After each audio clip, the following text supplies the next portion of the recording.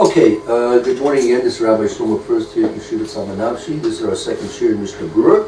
Yeshiva Tsama Nafshi is located in Yerushalyim, HaKodesh, in Rehov Zichron Yaakov number 6, in the Beit Knesset of Hanukkah Yeshiva, so Rehov Zichron Yaakov number 6. And we're close to the central bus station. You can walk from there, take a bus. You can drive in, there's parking across the street.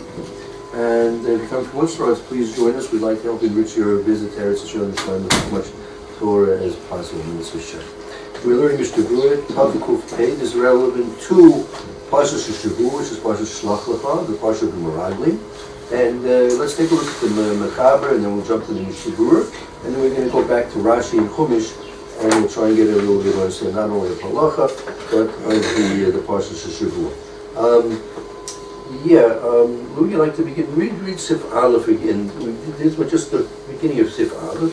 Elu hayamim she'eru bahem.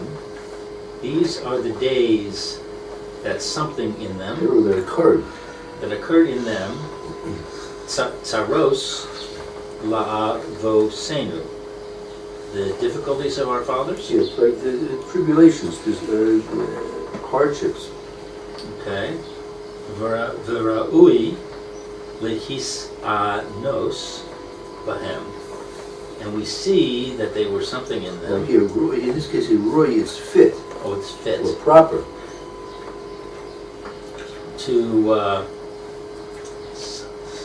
sanos. I don't know what sanos And is. same sure, it's just tightness, right? This is Hilchos Tainus. Right. And Hilchos Tainus, honest, to So fast. it's good to fast on them. Right, and it's proper that to be fast on that. Then we don't have to read the rest of the Mechaber. So basically, there's a list here of many different days that unfortunate things happened to the Klal Yisrael in our previous history, and therefore, because of these unfortunate experiences, it's proper that people fast on them. I tell you, in truth, Bisman is in our time, most people don't fast. You'll find some extremely pious individuals that may fast if it doesn't affect their avodas Hashem, it doesn't affect their functioning physically and spiritually. So some people may do it, but in general, most people are not doing it. But in terms of the relevance to our Parshas Shavuos, we want to drop down now to where it says in the Mechaber, it's 1, 2, 3, 4, 5, 6 lines up from the bottom. Well, 6 lines up, but the Zion, with the Zion and little Gimel, the Shiva Asr the Elu. Yeshiva asar be'elul mesu motzi'e. The 17th of Elul, they died. Motzi'e, the ones who were brought forth. Dibas. Haaretz. What's Dibas? Okay, Dibas is a bad report. They spoke disparagingly. Spoke disparagingly, right, about the Aretz. So on the 17th of Elul, they died. Those who brought forth the bad report, the evil report, about the Aretz of Eretz Yisrael. I thought it was the 17th of Tammuz. That's when they came back. That's when they got. No, excuse me. That's Tisha B'Av. Yisrael correct is here. Tisha B'Av is when they came back. They came back on Tisha B'Av, right? Maybe it was actually Ches. It was really Ches Av, and then it was the night when the pasuk says people were crying. When were they crying? Take a look at the Chumash for a moment. Let's see.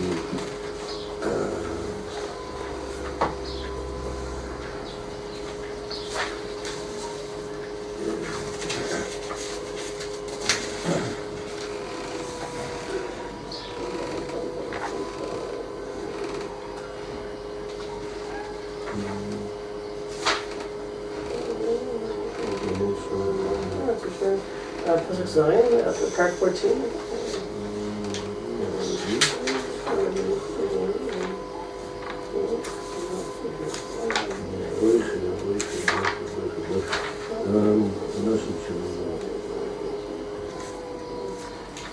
Diba, report. Right. We read it yesterday. That's actually look at Pasuk Lamed. Go back to Perek Yud Gimel, Pasuk Lamed Beis. Right? Avery. You want to read that, Mike? See how you have Sure. it there? Lamed Beis 32, Yud Gimel, 13, 32. Okay. Ufig rechem atem. Once again, in Yud Gimel, Lamed Beis. Oh, I'm in Yud Dalet. Okay.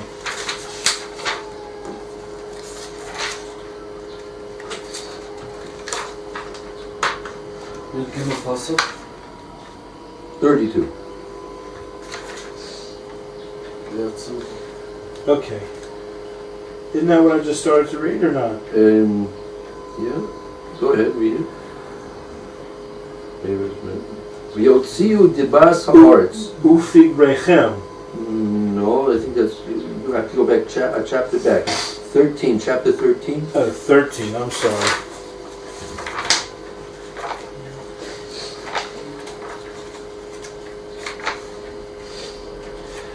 Okay, Yud Gimel. And we're going to Lamed Beis.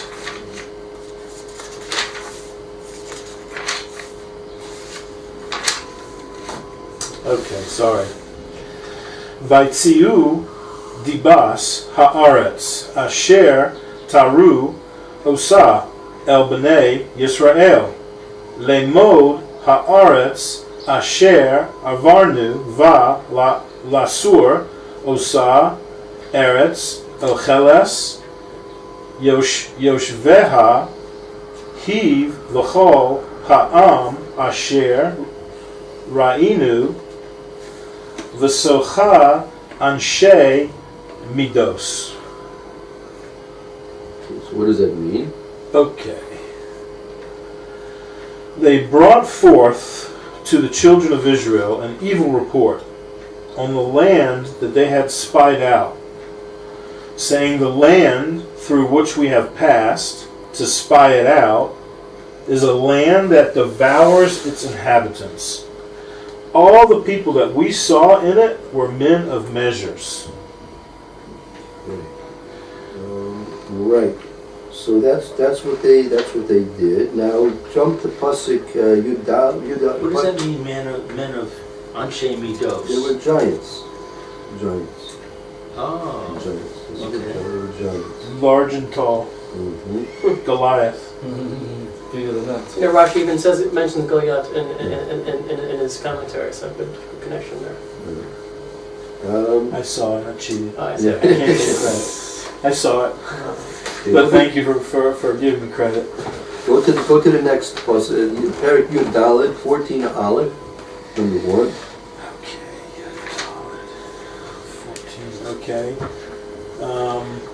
V'tisa called ha'edah v'yitnu es kolam v'yivku ha'am b'layla hahu. The entire assembly raised up and issued its voice. The people wept that night. So that means that night was the night after they came, right? So they came, if I'm not mistaken, on Ches Av, and on Tesvav, Tisha B'Av, right? That's when they cried. The people cried that night, right?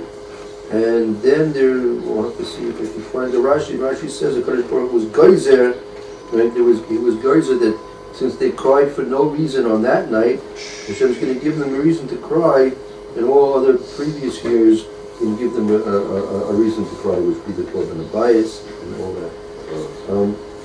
So that's the Bas-Aretz. Is that a Mida Keneged Mida? Is that why it sounds like a tit for tat? It doesn't seem...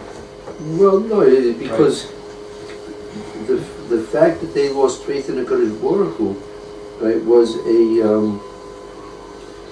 a result of their crying was a result of their lack of faith in HaKodesh Baruch Hu. Right? So they really had nothing to cry about. Had they had faith in the HaKodesh Baruch Hu, there would be no reason to cry. Right? So since they cried over nothing, right? So in order to rectify that, they have to have a reason for crying, and the crying, just like the tears for nothing, have to be rectified through tears over something, right? So therefore, it wasn't simply, it's not, Church was not trying to make punishment, it's just trying to give some type of possibility for rectification.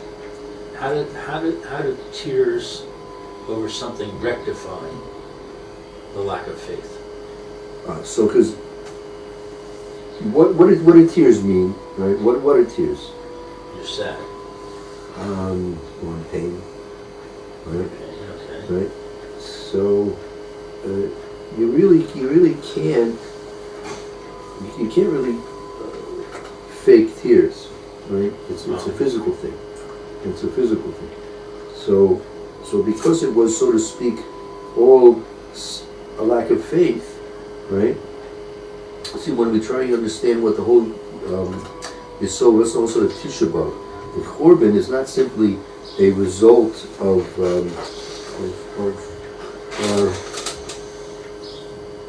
or losing the Beis Hamikdash, but it's our faith that HaKodesh will bring back the Beis Hamikdash. I mean, just as Hashem destroyed it, you have to have faith that HaKodesh will rebuild it, right? So the lack of faith, the tears which were a result of lack of faith, have to be replaced with tears that are tears of faith.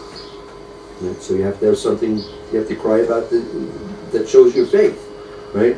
So we're not simply crying on Tisha B'Av because we're sad over the lack of a Beis Hamikdash. We're crying because we should realize that the way that Hashem will finally, eventually rebuild the Beis Hamikdash, because we cry so much over what we're lacking, right? And we have faith in the fact that Hashem will rebuild the Beis Hamikdash, right? That faith in the building and rebuilding Beis Hamikdash, and our cries over that, right? That's going to be a rectification over the tears that we cried for nothing. It's a cry of joy versus a tear of pain. I'm not sure if My joy. brain. I'm not sure if it's joy, but it's a. He's gonna come back. He's gonna rebuild. Right. Oh my gosh! Thank you so much. How's that even? That's what I'm saying. Cry of joy, of a looking forward to, it's gonna happen. Yeah, I would like to say it's really tears of faith. It's tears of faith. Now, and you can have joy in the fact that when that faith is realized, right, there will be joy. So you can be joyous over the fact that HaKodesh Baruch Hu is eventually going to keep his promise, right? But the way that Hashem, the way our part and what we're obligated to do, right, is that we have faith and we cry out to HaKodesh Baruch Hu that he should do this for us, right? Because we feel the lack. We want to have things brought back to where they used to be, right? And with that faith, HaKodesh Baruch Hu is going to use those tears as a way of rebuilding the Beis Hamikdash. So these are tears of faith, which are a rectification for the tears that came because of a lack of faith.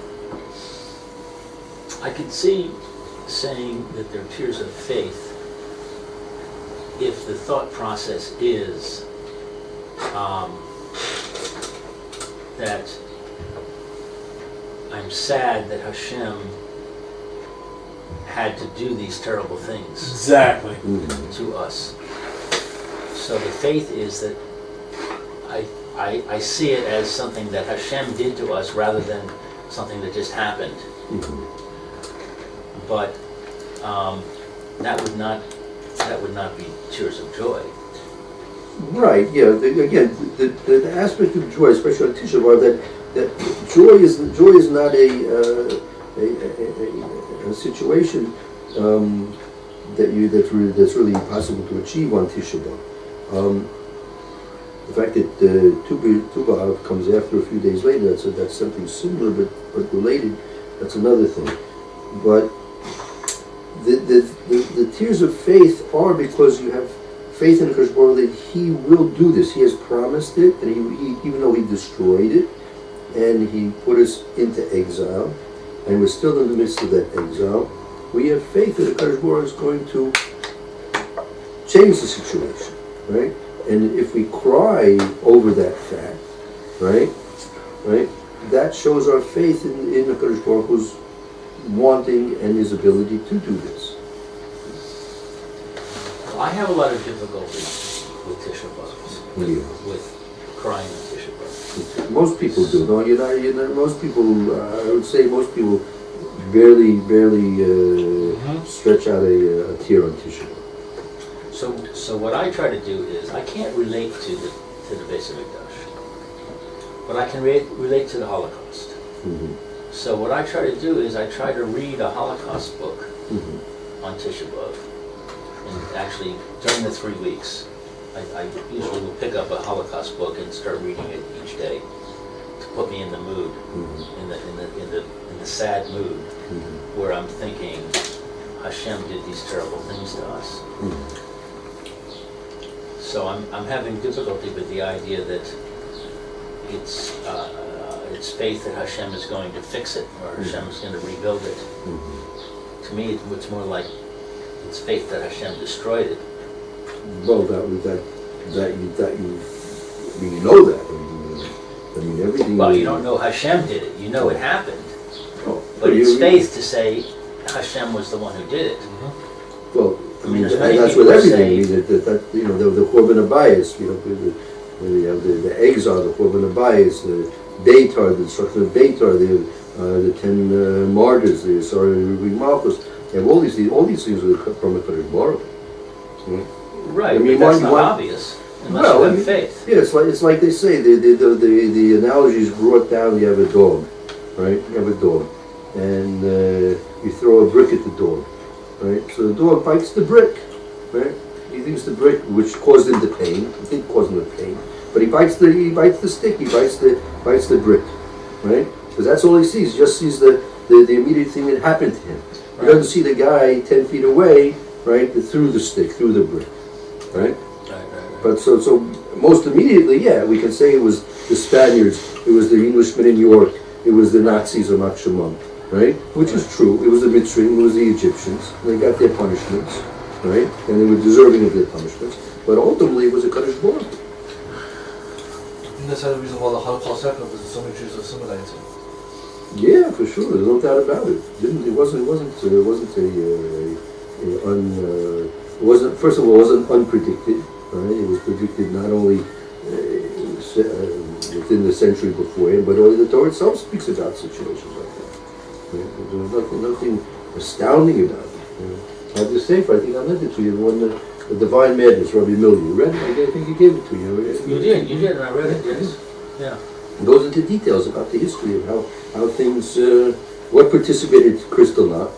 When there was I think it was in Paris, there was a German consulate, and there was a irreligious Jew went in and killed the German consulate member. Right? He had some kind of a complaint against him, everything like that. So that was the excuse that the Nazis and Makshemam used. Now we can institute Kristallnacht. They was waiting. They had it all unplanned. They didn't have to think about it or anything. They just waited for a good excuse. Now you see the Jews killed one of us, so now we can take revenge. Right? But the whole Sefer is based on the fact that we did it to ourselves. We did it to ourselves. People say the Holocaust can never happen again. People aren't prophets. Right? And it shouldn't happen to us again. They should say, if we should be so good, they should say we should be so good that Hashem will never allow such a thing to happen again. They can't say it can't happen again. It can't happen again. They're going to tell Hashem how to run His world. We should be so good. Say, pray. We should be so good that Hashem would never think of allowing to have such a thing again happen. That's how it's established the state of Israel, so no Holocaust will happen again. What? No more Holocaust. We have our own Jewish state. Come on, it's childless. This is childless. Unfortunately, there could be a Holocaust in our Jewish state. Not so far away from that. All the enemies. Well, and not only that, the spiritual Holocaust isn't even worse. You have all the Jewish children in this state that are being taught heresy and apikoursis. Right? They're not taught anything about HaKodesh Baruch Hu and Olam Haba and obligations to HaKodesh Baruch Hu and His mitzvahs.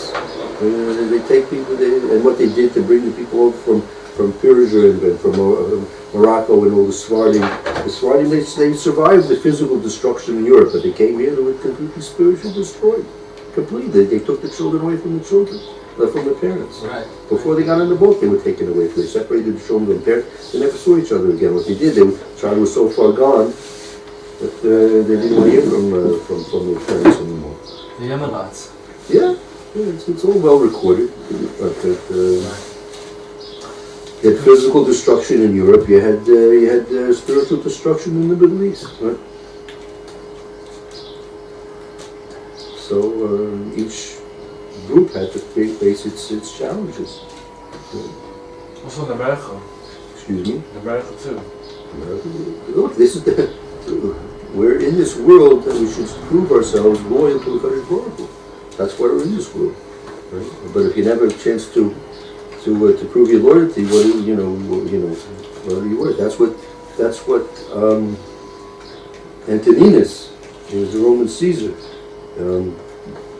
No, excuse me, sorry. That's what you have here. Onkelos, right? The target Onkelos. Right. He was a ger, he was a convert, right? So he was a nephew to the Roman Caesar. He was nephew to the Roman Caesar. He said, Gemara mentions this is very similar to Gemara, that when he was young and thinking about converting to Judaism, he went to his uncle, to Caesar. He says, "Listen, I want to travel around the world and see what the world's like. This is what you're here in Rome. You have everything at your feet." And he was the nephew. His mother was the sister of the Caesar. Wow. So, and he was in line. He could have been in line to the throne. So he says, "What do you want to go traveling and do? Waste all your time?" He said, "No, I want to see all the people in the different places in the world, so I get to know the different cultures. So if I ever become the Caesar, I'll be well experienced with the different peoples of the world." So I said, "Okay." So he gave him a piece of advice. He said, "Wherever you go, right, look for something which is low in value, right, and buy that, because the chances are it's going to eventually increase in value." Right? Very good. Okay. So he left. He went, and finally he was came to Israel. And he converted. That was his real intention. He came to be converted, and eventually he was brought back to Rome. Right? And the Caesar looks at him and he says, "It seemed to have changed. What's going on?"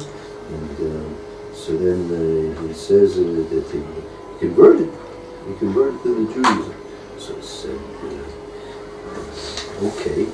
But then he saw that he had bris milah, because when they taught him here, if you want to convert, you have to have bris milah. Part of the 3 basic conditions of having conversion.